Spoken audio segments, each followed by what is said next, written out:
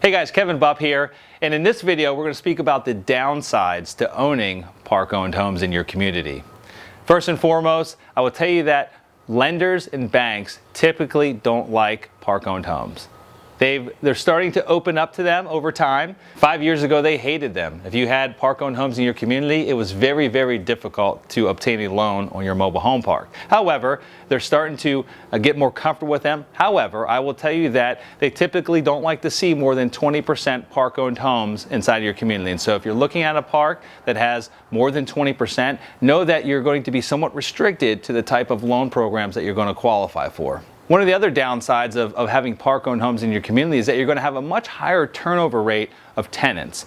Because when a tenant or resident owns that mobile home, it's very expensive for them to move that mobile home.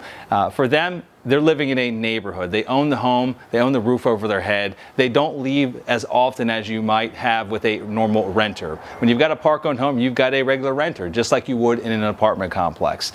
Typically, what we see across our portfolio is that we turn about 50% of our renters that are in our park-owned homes each and every year. So much higher turnover rate, which equates to a much higher expense with that individual home. You've also got that downtime to where that unit is vacant, okay? So loss of revenue. You might also have some make-ready costs to get that unit back in condition for that next tenant to move in. One of the other downsides of park-owned homes in your community is that you tend to lack the pride of ownership that exists of those that actually own their home. And so when you have residents that own their own mobile home, you'll find that they take pride of ownership. They'll put Christmas lights out, they'll put decorations, they'll plant flowers. They take care of their home much differently than that of a renter. And so you can create much more of a sense of community with resident-owned homes than you can with park-owned homes, okay? So just be aware of that when you're purchasing a community that has a lot of park-owned homes. One of the other downsides is higher maintenance costs. Unlike a resident-owned home, to where if their plumbing goes bad, if their air conditioning goes out, if their roof starts leaking, it's their responsibility. They own the home. They don't call us for those repairs. However, with a park-owned home, it's just like a rental house. It's just like an apartment. If the roof leaks, if the plumbing breaks, if the toilet backs up, if any of those things happen, it's the park owner's responsibility. So you have a much higher maintenance cost due to those park-owned units. Now, one of the other downsides that kind of goes hand in hand with the higher maintenance cost is the more management responsibility on your part.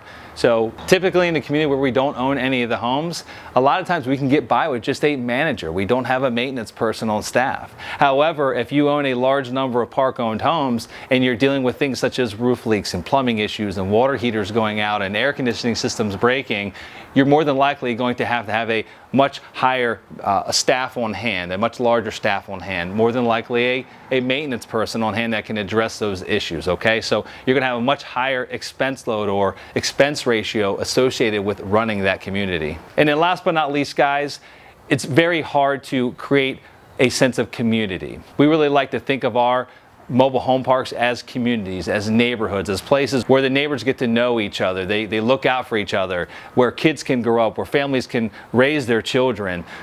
That's very difficult to do when you've got renters in your community because, as we spoke to earlier, there's a lot of turnover. And so more than likely, no one ever gets to know each other. You don't have that sense of community ownership. And not that it's a bad thing, it's just something to be aware of when you're purchasing a mobile home park that has a lot of park-owned units there.